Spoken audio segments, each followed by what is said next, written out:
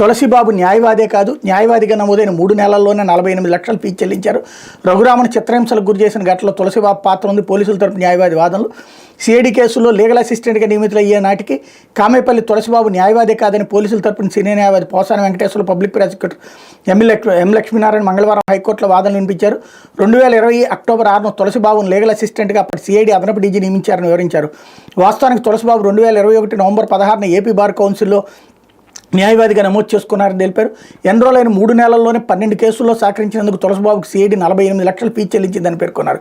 ఈ తులసిబాబుకు సిఐడికి మధ్య సాన్నిహిత్యాన్ని తెలియజేస్తోందన్నారు.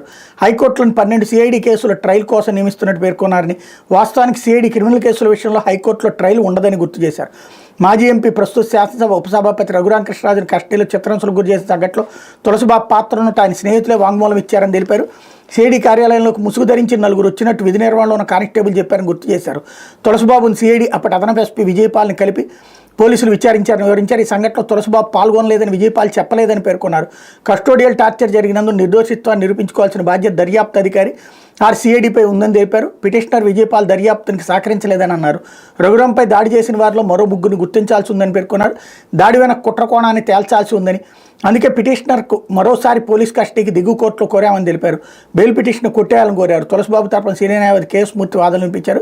ఈ కేసులో మొదటి, రెండో నిందితులైనటువంటి పోలీసు ఉన్నతాధికారులు పివి సునీల్ కుమార్, పిఎస్ఆర్ ఆంజనేయులను ఇప్పటివరకు విచారించలేదని వివరించారు. కనీసం వారికి నోటీసులు ఇవ్వలేదని పేర్కొన్నారు. దీన్ని బట్టే కేసులో పోలీసు దర్యాప్తుని అర్థం చేసుకోవచ్చన్నారు.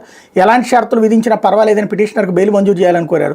వాదనమైన న్యాయమూర్తి జస్టిస్ విఆర్కే కృపాసాగర్ నెల 14కి బెయిల్పై నిర్ణయాన్ని ప్రకటిస్తానని చెప్పారన్నటువంటి వార్తని హైలైట్ చేశారు. అయితే మద్యం ధర